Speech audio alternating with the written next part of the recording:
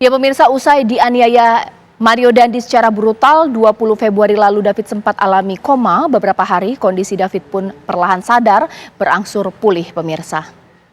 Ya namun demikian, berdasarkan keterangan dokter yang merawat David Ozora selama di rumah sakit, David mengalami diffuse axonal injury.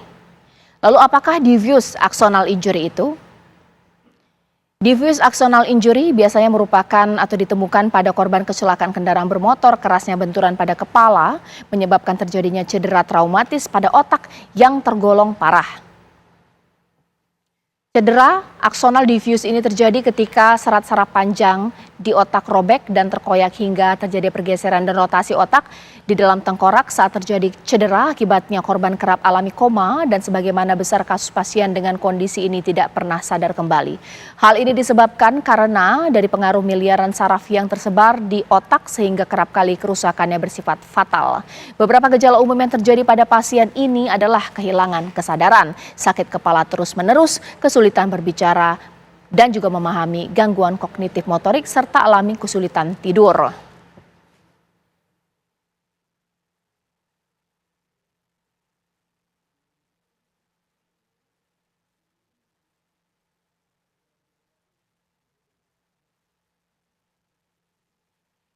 Ya pemirsa, dengan kondisi cedera seperti itu, lantas berapa sih besaran biaya yang dikeluarkan keluarga untuk pengobatan David pemirsa? Kita lihat, saya punya datanya pemirsa, bahkan saya akan minta kepada Pak Ahyar juga untuk menanggapinya. Ini total yang dikeluarkan keluarga 1 hingga 2 miliar pemirsa selama David koma hingga kemudian sadar dan juga pulih pemirsa.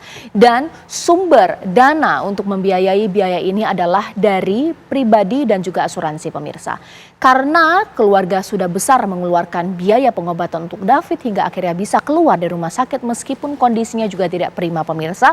Untuk itulah ada keinginan untuk membayar restitusi, khususnya dari pihak Mario Dandi untuk membayar biaya pengobatan pemirsa.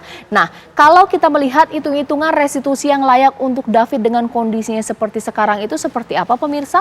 Mengingat begitu besar keluarga harus membayar biaya pengobatan, LPSK mencatat 118 miliar rupiah atau juga mungkin kita genapkan 120 miliar pemirsa. Ini didapat dengan perhitungan bahwa biaya tersebut dibutuhkan untuk membiayai pengobatan David selama 54 tahun dengan kegiatan kebutuhan pengobatan per tahun 2M. Ini ditanggung renteng Mario Dandi dan Shane Lucas, jika tidak mampu bayar diganti dengan pidana penjara 7 tahun. Nah, Pak Ahyar, nyatanya hakim hanya mengabulkan 28 miliar. Nah, karena memang ini berdasarkan kemampuan. Tepat tidak, Pak? Ya, di samping kemampuan ini, kalau bicara masalah kemampuan, yang paling tepat itu adalah kebutuhan. Bahwa belakangan dia nggak mampu, lain persoalan. Jangan diputuskan dulu menurut saya berdasarkan kemampuannya. Siapa tahu kemampuan di belakang hari nanti meningkat. Diputuskan sesuai dengan kebutuhan, bahwa dia mampu sekarang, diterimalah sesuai kemampuan, nanti di kemudian hari bisa dia tambah. Kalau saya berpendapat demikian. Ada catatan saya juga, Caca, mengenai masalah ini memang belum ada aturan. LPSK mungkin perlu juga merevisi undang-undangnya. Kalau seseorang tidak mampu membayar restitusi, perlu nggak ada pidana penjara pengganti? Nah, ini kan oleh jaksa sangat progresif menurut saya. Menuntut di dalam requisitornya, apabila nggak dibayar itu bisa dikenakan pidana penjara selama 7 tahun. Ini berfungsi sebenarnya untuk pemaksa orang bersangkut melaksanakan yang 25 miliar tadi. Sekarang tanpa ada itu, apa upayanya? Nggak ada upaya paksa. Diktum yang atau putusan pengadilan yang dibacakan tadi itu mengenai masalah angka itu kembali kepada kesadaran pihaknya Mario untuk membayar restitusi itu. Kalau dia nggak mau bayar, apa upaya? Jaksa nggak bisa memaksa. Tadi hakim juga mengatakan bisa ditempuh itu adalah menggugat secara perdata, mungkin wan prestasi. Baik, Pak. Kalau sekarang logikanya kita ganti, bukan berdasarkan kemampuan, berdasarkan kemauan. Kalau Mario Dandi dan ayahnya tidak mau bayar, ini bagaimana Pak? Ya, siapa yang bisa memaksa dia untuk membayar? Itu yang masalah yang saya katakan. Kenapa nggak coba out of the box atau agak progresif hakim mengatakan, kalau ini kamu nggak bayar, kamu masuk penjara 7 tahun lagi. Siapa yang mau di penjara 7 tahun? Kalau dia ada uang tentu dia akan bayar. Kalau ini apa upaya paksa? Nggak ada. Menurut pendapat saya sedengar tadi putusan, nggak ada upaya paksa. Langkah hukum yang bisa dimungkinkan itu digugat secara perdata ke pengadilan. Digugat perdata, pengadilan negeri butuh berapa bulan, banding berapa, kasasi berapa, nanti dia akan PK lagi. Belum lagi nanti bantahan pihak ketiga. Baik. Panjang Tapi perjalanan. masalahnya Pak, kita juga harus mendengar pernyataan atau juga mungkin keberatan dari ayah David yang kemudian membayar mengenai restitusi ini, pemirsa. Ini kita simak. Kalau dibilang bagaimana dengan restitusinya yang 25 sekian-sekian, ya tentu saja kita kecewa karena itu jauh dari yang disampaikan ke dalam tuntutan. Tetapi hukuman utamanya kan kita udah dapat dan itu maksimal. 12 tahunnya udah dapat, sekarang kita tinggal bersiasat untuk bagaimana mengejar tambahan hukuman. Karena mau berapapun saya anggap saya nggak akan pernah ikhlas untuk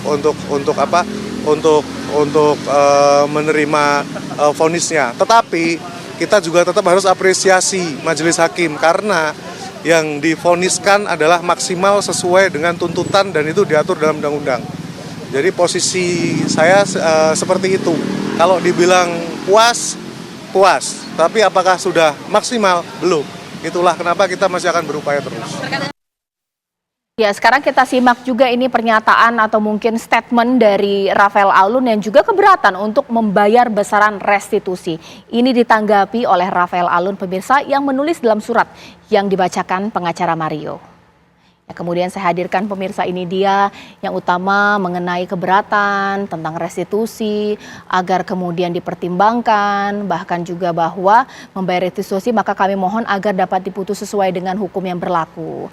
Jadi ini yang kemudian mengatakan bahwa seakan-akan Rafael Alun tidak ingin kemudian bertanggung jawab untuk membayar restitusi.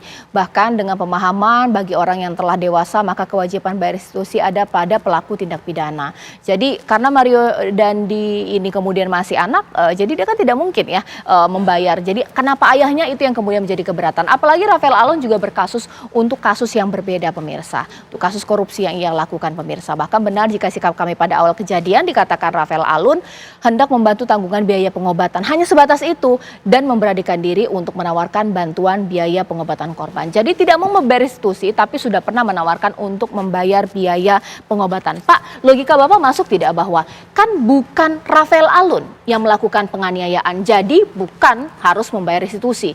Karena Mario itu kan tidak punya uang, tidak punya nafkah karena dia masih anak, seperti apa? Iya. Itu tanggung jawabnya kan dia sudah dewasa, Mario. Dia sudah dewasa, dia bertanggung jawab. Pidana tadi dijatuhkan terhadap siapa pelakunya, tidak kepada orang lain. Itu sudah memang benar, bukan dia yang dibebankan karena dia tidak berbuat. Tinggal masalahnya kan kalau ada ancaman penjara kalau nggak dia bayar tadi restitusi, apakah tega orang tua siapapun untuk melihat anaknya di dalam penjara kalau dia punya uang?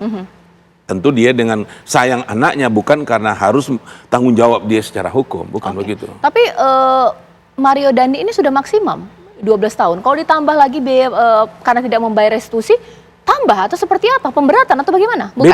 Beda. Karena ini adalah pidana penjara pengganti, bukan hukuman pokoknya, tambahan. Ya, karena tadi kita sudah menyebut-nyebut Pak Ahyar mengenai restitusi. Seperti biasa, Apa Kabar Indonesia Malam akan memberikan kamus Apa Kabar Indonesia Malam, kamus Hakim untuk Anda, supaya Anda tahu secara definisi apa itu restitusi.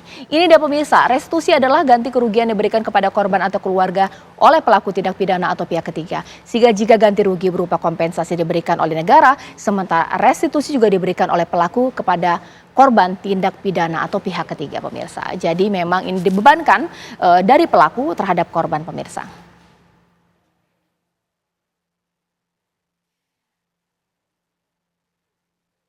Baik. Terima kasih Pak Ahyar sudah mengawal tadi 2 kasus hukum yang kita tadi sudah bahas mulai dari awal hingga sekarang kasusnya Mario Dandi.